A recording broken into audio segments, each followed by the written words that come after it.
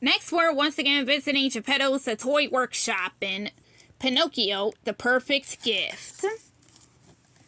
Christmas was just a few days away. Geppetto, the old wood carver, was busy making toy soldiers and pretty dolls for the boys and girls in the village. There seemed to be more toys than usual to make this year.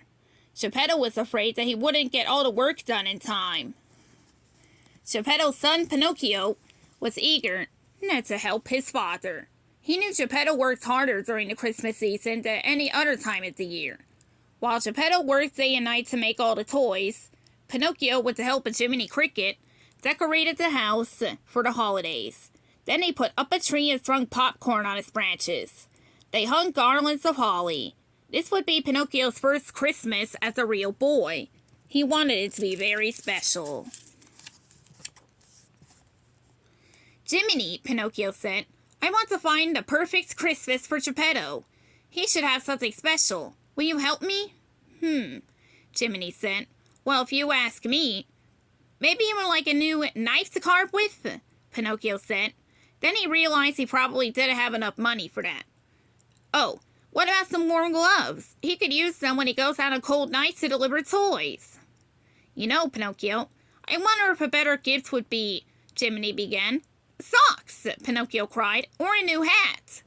Come on, Jiminy, let's go to the shops and see what we can find. Pinocchio hurried out the door. Jiminy had to run to keep up. In the shops, Pinocchio looked at socks, warm hats, gloves, scarves, and even a warm woolen coat. But everything was too small, too expensive, or too ordinary. Pinocchio wanted to find something special.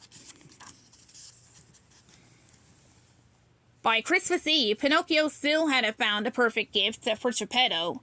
He felt sad. What am I going to do? He asked the Jiminy. Well, I do have this idea, the Cricket said. Really? Pinocchio asked. Please tell me. Jiminy sat him at the table and handed him a quill pen. You want to give your father something he really needs? I sure do, Pinocchio beamed. Write this, Jiminy said. Dear Geppetto, my gift to you is an extra pair of hands and an extra willing heart. Love, Pinocchio.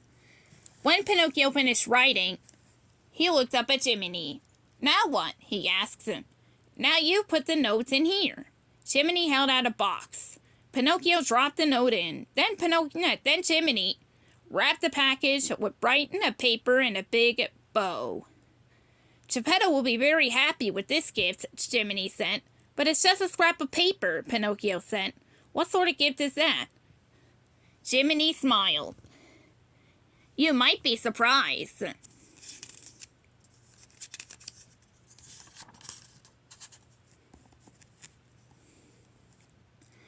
Geppetto took a break from his work to share Christmas Eve dinner with his son. After the meal, Pinocchio gave Geppetto his gift. What's this? He asked. Your Christmas present, Pinocchio replied. I hope you like it. Geppetto untied the bow and tore the wrapping paper away. Why, this is a perfect present, he exclaimed. I could use an extra pair of hands in my workshop. How did you know, Pinocchio? Pinocchio just smiled. Jiminy had been right. He was surprised at how much joy his gifts brought to his father. I'm glad to help, Pinocchio said. I can start right now if you want. Pinocchio cleared the dinner dishes from the table. He washed them and put them away. Then he went to Geppetto's workshop. He swept up the wood shavings and boxed and wrapped the new toys. He made labels for each box so Geppetto would know who each gift was for. When Geppetto set out to deliver the last of the gifts, Pinocchio went up to bed. He was tired after helping his father all night. But he was also very pleased that he made his father so happy. As he drifted off to sleep, he promised himself that he would help out more often. That night the Blue Fairy appeared.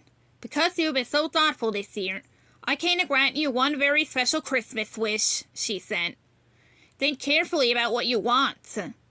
Pinocchio thought about the many things he could ask for, but he still only wanted one thing. I want to give Geppetto the perfect Christmas gift, he told the Blue Fairy, something that he will love forever. The blue fairy smiled. She knew just what that present should be.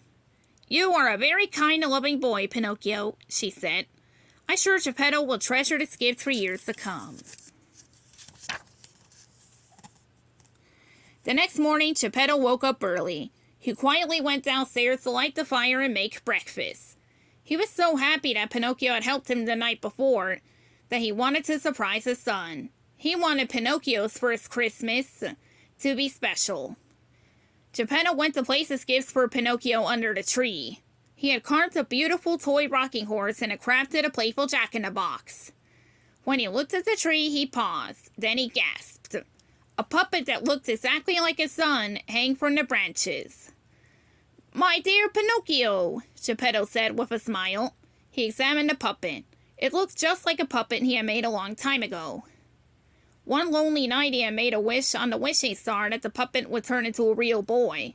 The blue fairy had granted his wish, and that was when Pinocchio the puppet had become his son.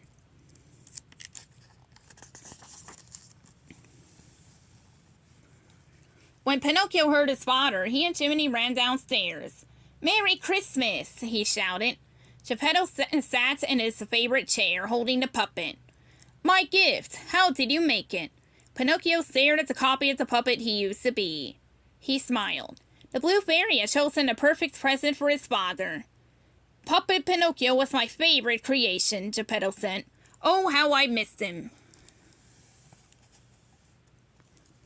A frown appeared on Pinocchio's face. "You have?" he asked. "Have I disappointed you?" Geppetto laughed. "Not at all, son. You've been perfect in every way. This toy reminds me how very much I wanted a real son. He reminds me of how happy I am to have you." Pinocchio smiled. He went over to the puppet and looked at it closely. He felt as if he was looking in a mirror. The puppet had the same dark hair and blue eyes as he did.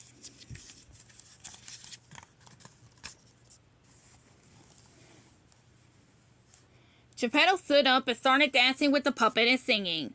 Pinocchio clapped along. He was thrilled that his father was so happy.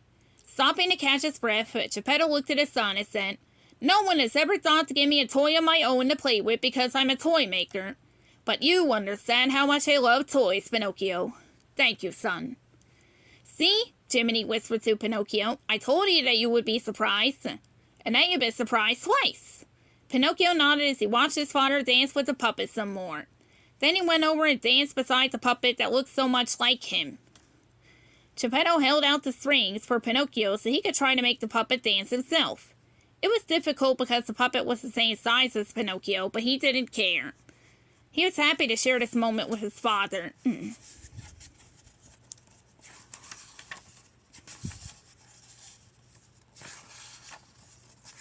At these pages.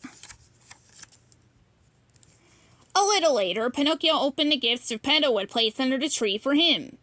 He laughed as the jack-in-the-box popped up, and he rocked the small wooden horse across the floor. But the best present he'd gotten had come from the blue fairy.